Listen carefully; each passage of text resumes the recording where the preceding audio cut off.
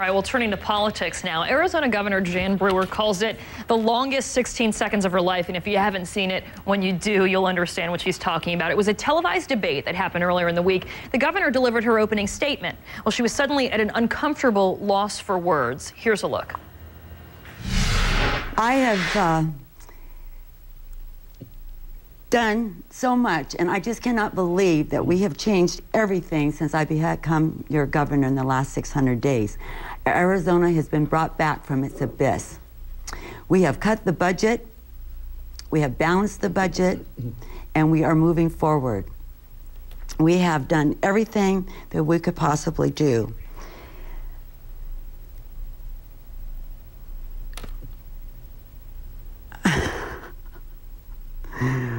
We have did what was right for Arizona.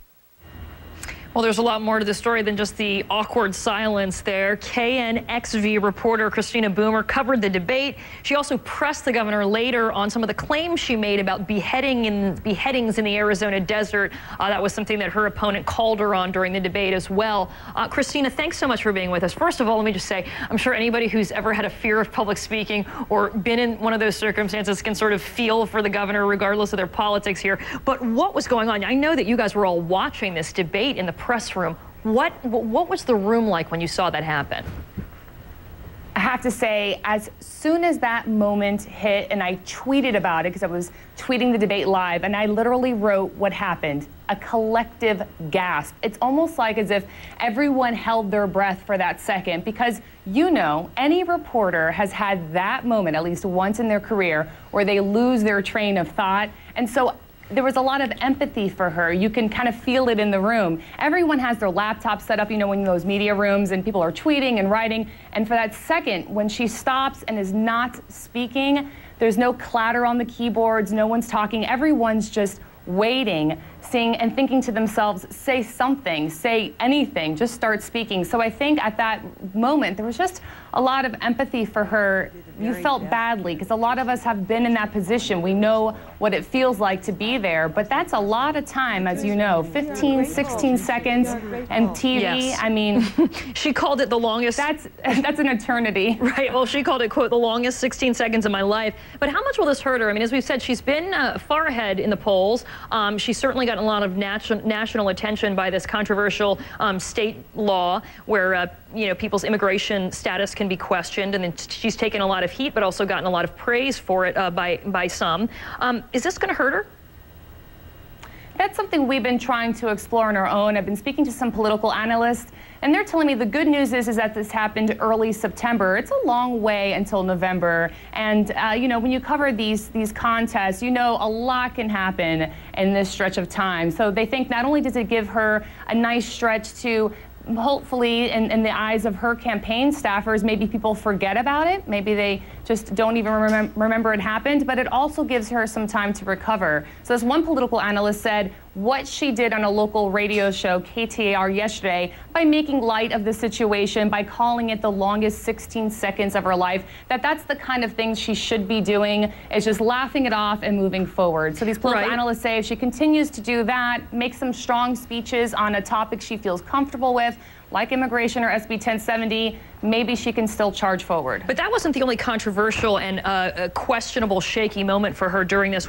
Just to give people a little bit of background, her Democratic challenger is the Attorney General, Terry Goddard, and he pressed her during the debate about what she said about beheadings in the desert. She said that law enforcement had found bodies that had been beheaded, and during the debate, after the debate, she was hammered by you guys trying to get an answer as to whether or not she was exaggerating or fear-mongering. Let's listen.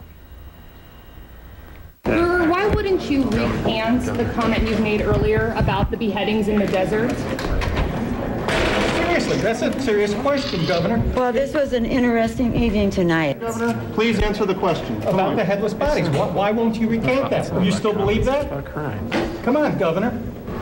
Okay, thank you all. Governor, what do you make? Governor. And you hear all the collective groans from you guys as well. Did you get an answer, and what is the deal with those comments? Well, let me give you the update on that program on the KTR when she did an interview with them. She did clarify, which was the first time we've heard her clarify her statement saying that there are beheadings in Mexico. On a local level, we have been trying to get the answer to this question for months, so keep that in mind. For the entire summer, she made the comment saying that there are beheadings in the desert. I spoke to medical examiners' offices at several counties in Arizona, including all of the counties along the border, and they're telling me they have never seen any beheadings in the desert. In fact, Pima County telling me that in the last 10 years, 1,700 border deaths and not a single beheading. So there was some speculation, right? The medical examiner's offices are telling me maybe it's a matter of semantics. They do find in the desert bodies where the head is detached from the body. Now they say sometimes that can be because animals in the area will use those carcasses as a food source. So they, eat away at the tissue connecting the head to the body. So it's what they call disarticulated, but not beheaded. Other people start saying, well, maybe she's talking about the beheadings happening in Mexico. But the point is that we never heard from her herself. What did she mean? What was she talking about? So during the debate, when Terry Goddard literally squares his shoulders to her and says to her, gives her a challenge, and offers her really the opportunity at that moment, will you recant this statement? I think it was the moment in the debate. And when she doesn't answer the question, when it comes up again and she's still not addressing it, a question that's been lingering in our community for so many months, as soon as she walked out of those studios, it's the first question I had on my mind. And you asked it, and she didn't give you an answer, and there you go. And now, of course, all of this is playing out on the national stage as well. We'll see how it affects the polling. As we've said, she's still very far ahead of her challenger.